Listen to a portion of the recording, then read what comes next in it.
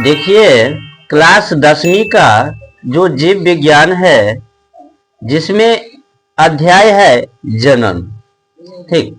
और जनन अध्याय के अंतर्गत आज हम जानेंगे कि स्वपरागन और परपरागन। ठीक। और परागन क्या होता है ना। यानी परागन क्या है और उसके दोनों प्रकार के बारे में हम जानते हैं। तो चलिए बिना देरी किए हुए जानते हैं कि परागन क्या है। ठीक।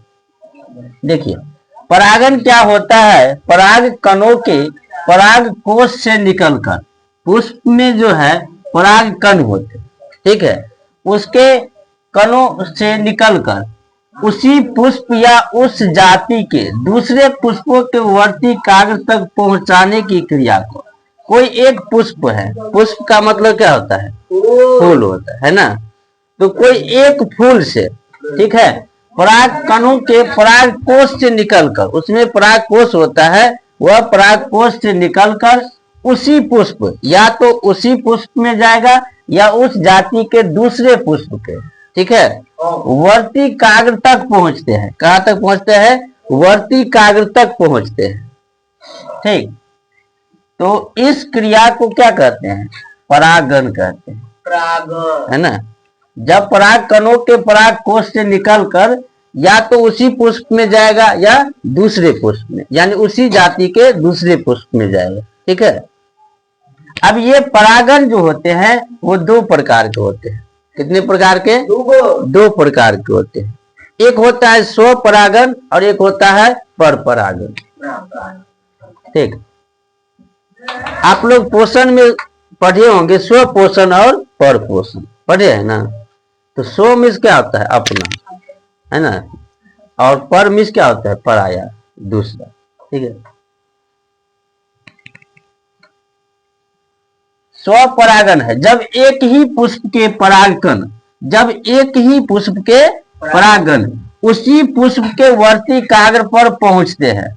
जब एक ही पुष्प के परागन उसी पुष्प के वर्ती काग्र तक पहुंचते हैं, ठीक है, या उसी पौधे के अन्य पुष्प तक जो है वर्ती काग्र पर पहुंचते हैं।